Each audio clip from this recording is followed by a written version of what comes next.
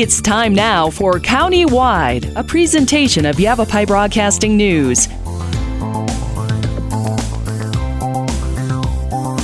You'll hear about the interesting issues and happenings that affect all our lives. Here's today's County-Wide.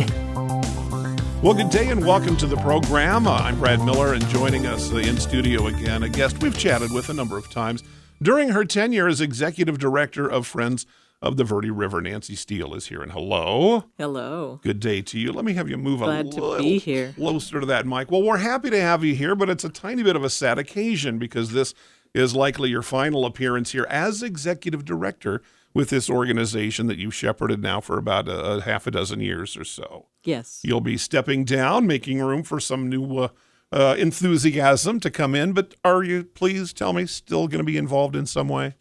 Yes, I definitely hope to still be Good. involved. I'm not moving away from Cottonwood. I'm gonna stay here and hope to be involved in projects like the Verde Valley Birding and Nature Festival as a volunteer. Great.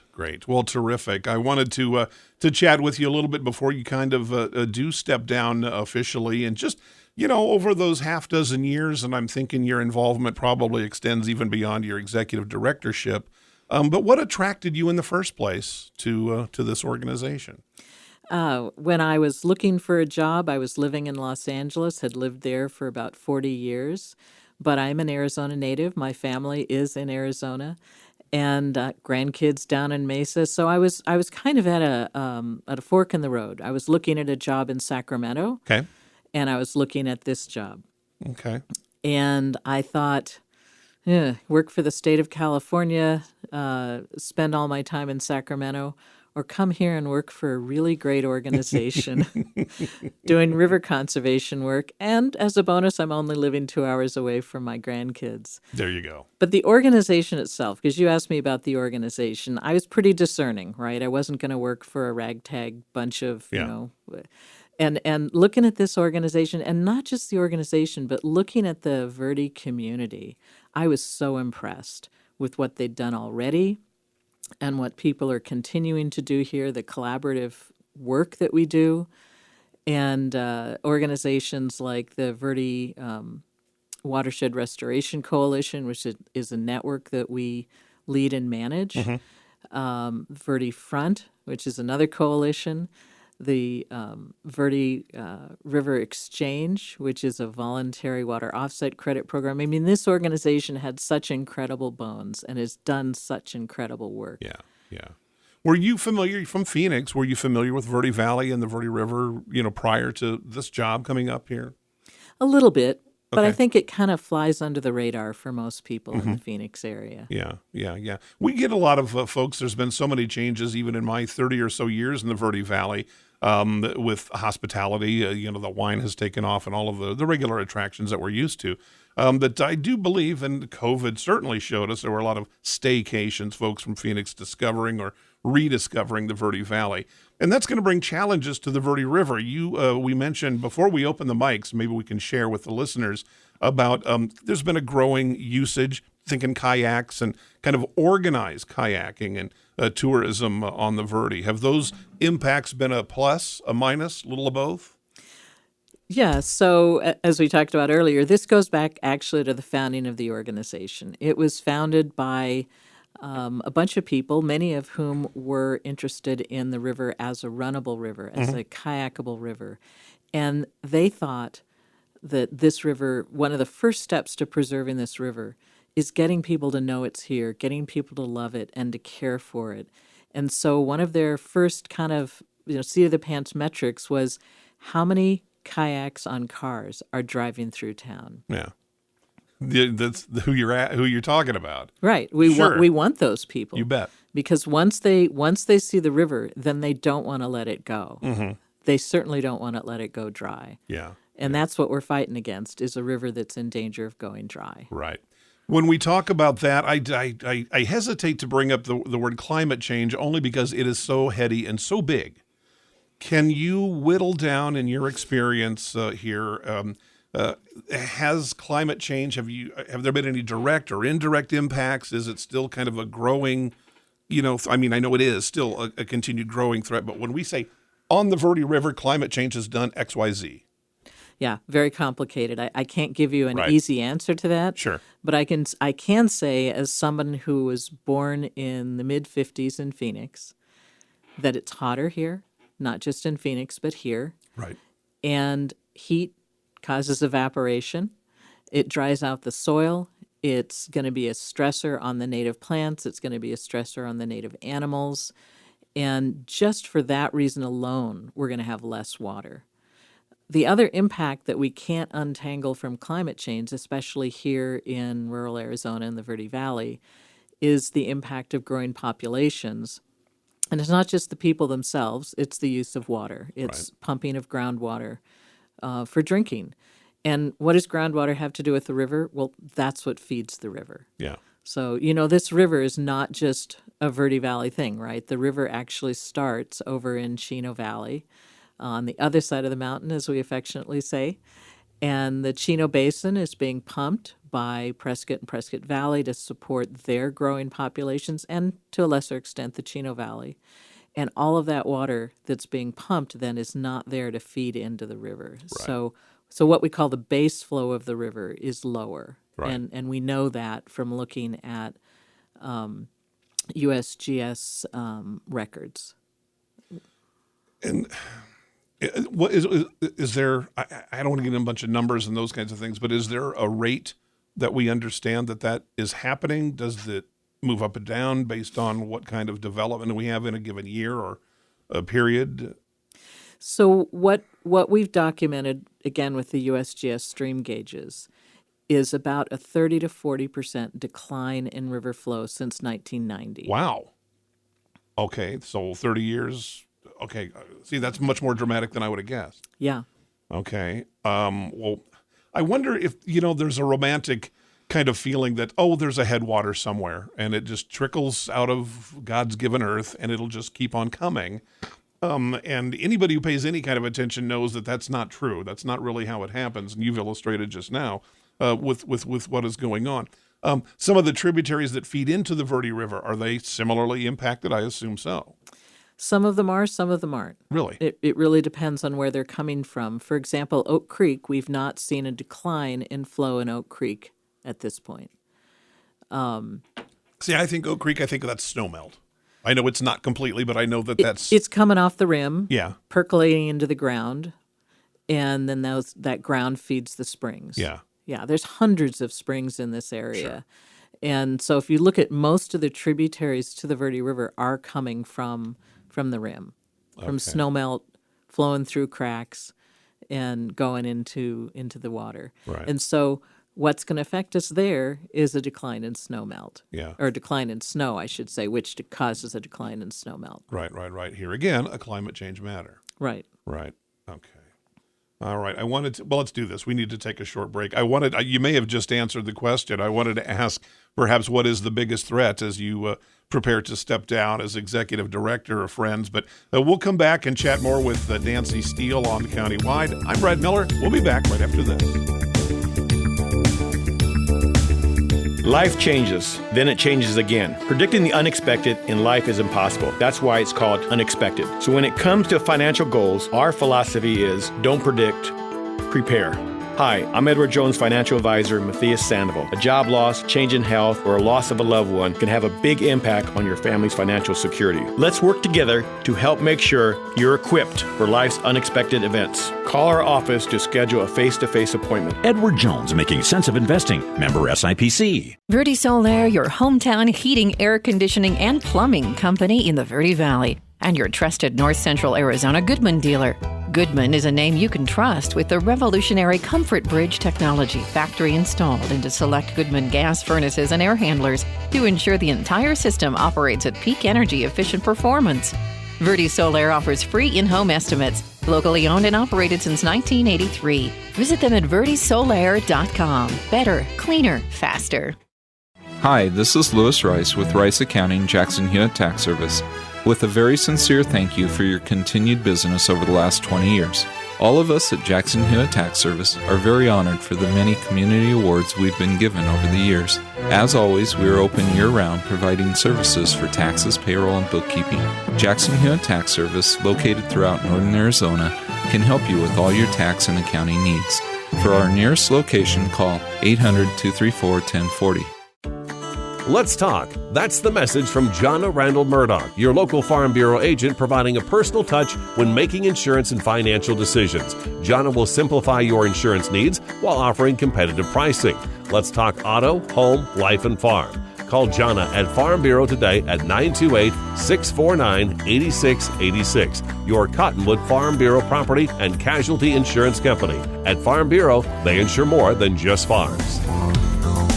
We welcome you back to the program. It is Countywide. Nancy Steele is our guest today, Executive Director, soon to step down after about 6 years in that position with Friends of the Verde River. We talk about threats. We talk about those things. This organization is going to do what it does. Other good organizations continue to do work to make sure that climate change, development, whatever happens out there continues to make minimal impact so that we can all, this is why we're all here. The folks at Tuzigoot loved this spot, and the Verde River was a central piece of that, why they came, and we have kind of followed in their footsteps. Let's look at the positive side. There's some other things going on, some other organizations that you're very happy with their work and their dedications. Talk to me about that. Well, let me just pick one thing out that we're working on. More than 50 years ago, during the Great Dam Building era, federal government came up with a bill. It's called the Wild and Scenic Rivers Act. And that was conceived of as kind of a counterpoint to all the dam building. Let's recognize and give some protections to rivers that are free-flowing, that don't have dams and don't have diversion ditches on them. Okay. And if you know anything about the Verde River, if you've ever heard me talk, I always talk about the fact that Arizona has only 2 wild and scenic rivers, and they're both in the Verde. The lower Verde River and Fossil Creek. So around 50 to 60 miles of river in the Verde Valley is classified as wild and scenic. And we're working right now with a lot of partners in Arizona on the upper Verde wild and scenic designation. We'd like to get the Verde River north of Clarkdale and Sycamore designated as wild and scenic, and that would keep it free-flowing, and that would go a long way towards helping the river, keeping the habitat in good shape, doing good things for all the animals that depend on it. And oh man, if you've ever been up there, it is some of the most beautiful land in Arizona. Mm-hmm. I want to back you up a little bit. You said, if I got it right, about 50 years ago, the wild and scenic designations began? A little more than 50 years ago. Okay, yeah. 50-ish. And current day, the 2 that you mentioned, including the Verde River, are part of that. Were there more at the time in Arizona that no longer qualify or fit under that standard because of what? Because they aren't free-flowing anymore. Yeah. Okay. But is that true? Yeah, is that what's happened? Okay. Yeah. So I didn't realize when we talked about wild scenic designations that the river, to me, it starts here and it flows to here. And so that's the whole thing. Why isn't the entirety considered wild and scenic, or why can't the entirety get those designations? Why are they really? Yeah, really good question. The law says that it's not eligible, a river's not eligible if it has dams or diversions. And if you know, we've got a lot of diversion ditches. Okay. That's how this area was settled by Europeans. They came in, they said, I can farm. So they dug a ditch from the river to their land. Right. And all those diversion ditches come with water rights today. Right. And so, for example, West Fork and Oak Creek are eligible for wild and scenic up until the first diversion. And then after that, the first diversion ditch. And then after that, it's not eligible. So we could have a lot more of our creeks identified as wild and scenic river, but we're probably never going to have the entire Verde River system because of all the ditch diversions. Okay. If those diversions were taken away or eliminated, not saying they're going to be, but if they were, they would be eligible then. Yeah. Okay. Yeah. Simple as that. Okay. Yeah. And okay. Are pieces of the river still susceptible to diversion? In other words, can someone stake a claim if there's whether it's a private homeowner, a farming setup, whatever? Yeah, highly unlikely. Yeah. The law wouldn't allow that. I don't remember that happening anytime recently, so I'm assuming that window has kind of been closed for a while. Yeah, and I don't think we want to go down the rabbit hole that is adjudication and talk about that. Boy. But I'll just not on this show, not today. I'll just say one sentence about it, which is there is a judge in Phoenix that is working with a whole lot of partners, a whole lot of people, municipalities and homeowners to try and determine the water rights. And that will eventually get settled someday. Okay, including Northern Arizona or statewide or? Yes, including the whole shebang. The Verde River, yes. Okay. I get more than almost any other topic, and we've done on this program and others in my career, we've done just probably thousands of topics along with thousands of guests. And the water issues just make my head spin because they become so complicated so quickly. And maybe that says more about me than it does about the water issues. No, water is complicated. It really does. And, you said something before we opened the mics again as we were kind of chatting a little bit about climate change and some impacts there, that it's like the old story about the frog in the pot of water. He's okay and doesn't realize the heat's being turned up slowly rather than being thrown into the boiling water. And climate change is very much like that. And it seems to me that water issues, very generally speaking, are kind of like that. Most of us, we're not too worried about it until the tap is dry. And so in that long swing between where the tap is full and where it could go dry, there's an awful lot of work and decisions to be made. Yeah. Yeah. Again, coming from living in Phoenix and then living in Los Angeles and moving here, the big shocker for me was when I turned on my tap in my house and nothing came out. That will get someone's attention. Yeah. And in my case, it turned out that our pump on our well had gone bad. But oh my, I did not have a water company to appeal to. Right. And it's underground. Yeah. You can't see it. Yeah. I had a bunch of wildly different estimates for what might be wrong. Everything from a pump to having to drill a whole new well. So it is quite mysterious. Yeah. Well, we talk about that and some of the scenarios take away everybody's electronics for, a year. These kinds of things. Electricity would certainly be devastating. Nothing more so than water, though. Yeah. You can't survive without that. You can live in the dark, perhaps. Yeah. Without the water, it's just not going to happen for people, animals, and plants and everything on Earth. All right, let's take another short break. We're talking with Nancy Steele, outgoing Executive Director, Friends of the Verde River. We'll come back to Countywide right after this. Life changes, then it changes again. Predicting the unexpected in life is impossible. That's why it's called unexpected. So when it comes to financial goals, our philosophy is don't predict, prepare. Hi, I'm Edward Jones financial advisor Matthias Sandoval. A job loss, change in health, or a loss of a loved one can have a big impact on your family's financial security. Let's work together to help make sure you're equipped for life's unexpected events. Call our office to schedule a face-to-face appointment. Edward Jones, making sense of investing. Member SIPC. Verde Solaire, your hometown heating, air conditioning, and plumbing company in the Verde Valley, and your trusted North Central Arizona Goodman dealer.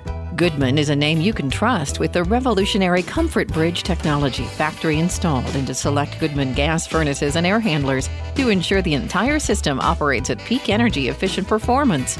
Verde Solaire offers free in-home estimates, locally owned and operated since 1983. Visit them at verdesolaire.com. Better, cleaner, faster.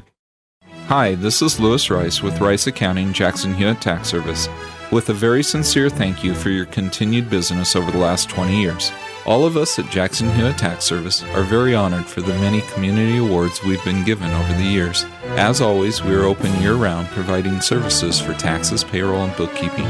Jackson Hewitt Tax Service, located throughout northern Arizona, can help you with all your tax and accounting needs. For our nearest location, call 800-234-1040. Let's talk. That's the message from Jonna Randall Murdoch, your local Farm Bureau agent, providing a personal touch when making insurance and financial decisions. Jonna will simplify your insurance needs while offering competitive pricing. Let's talk auto, home, life, and farm. Call Jonna at Farm Bureau today at 928-649-8686. Your Cottonwood Farm Bureau property and casualty insurance company. At Farm Bureau, they insure more than just farms. And we come back to the program, our final segment with Nancy Steele, Friends of the Verde River, Executive Director. Let's talk about the positive things. There's been so much that has happened during your 6 years as Executive Director. Some of the things, let's talk about that, whether you want to say as your accomplishments or the group at large. What are some of the things that you're most proud of or most pleased about? Yeah, so when I came to the organization, we were already doing a lot of really great work on habitat restoration, primarily along the river. And we have restored well over 13,000 acres of land Wow. in the last decade Okay. along the river. And in the last 5 years, we've expanded into what we call the uplands, which is just the landscape away from the river, working in partnership with the Forest Service to heal erosion gullies. And that will have a huge impact as we expand the number of erosion gullies that we can heal. Because a lot of people think that they're just a part of the landscape. They're Right. like, a canyon, a ravine, a Right. gully, and they aren't. Most of them have been caused by improperly placed roads, trails, Okay.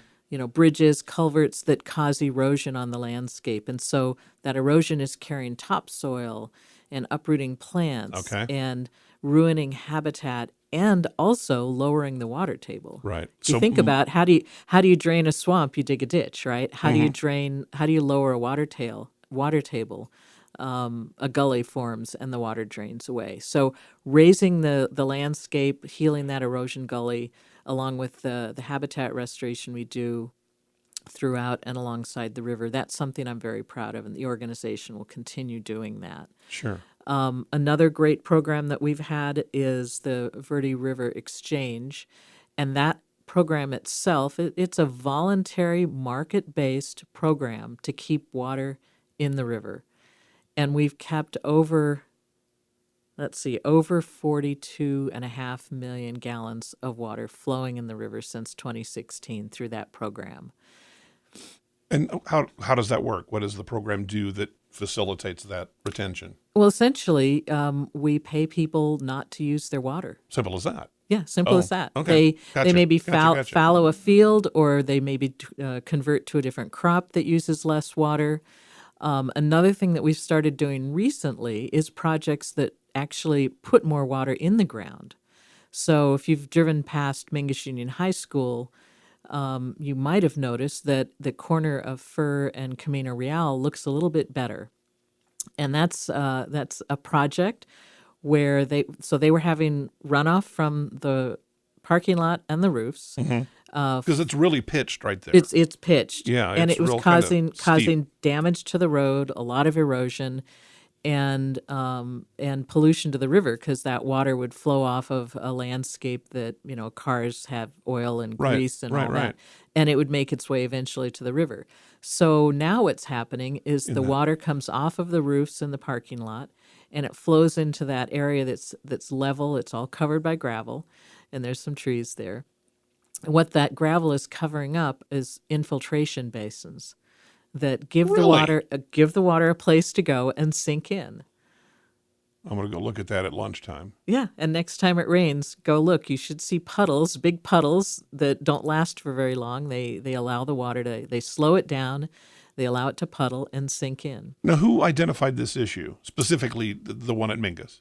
Well, it's part of our what we call our River Friendly Living program. Okay. Where we are working, it has kind of two levels to it. One is that we work directly with homeowners and businesses to reward them for either changing their practices or reward them for practices they're already doing that save water, keep the water and keep the river clean, increase native habitat, and help the communities. And so that's kind of a brand and a certification program. And we've certified over 50 homes, over 60 homes and businesses in the last 2 years.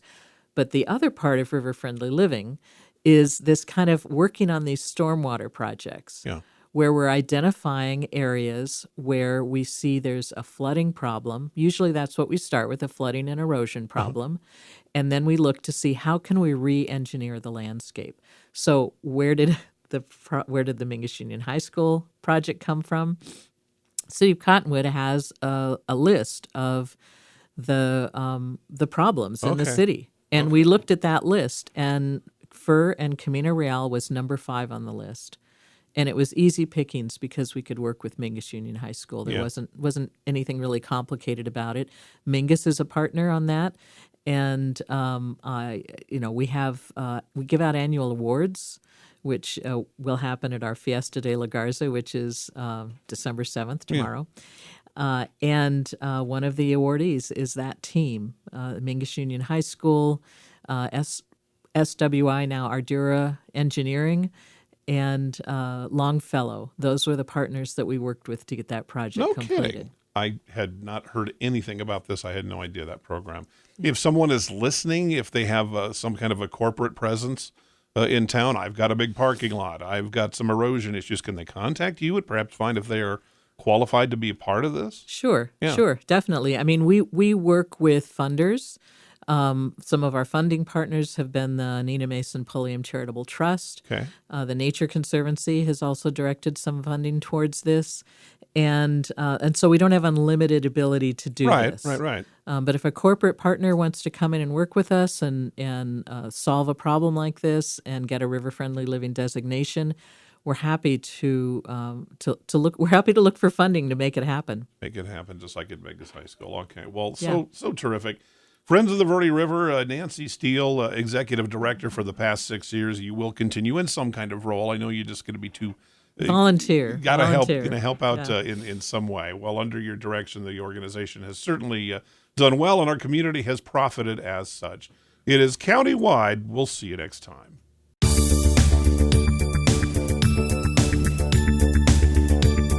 This has been Countywide. Listen in each Tuesday and Thursday at this time. If you have a topic or guest idea that you'd like to suggest, email us, news@myradioplace.com.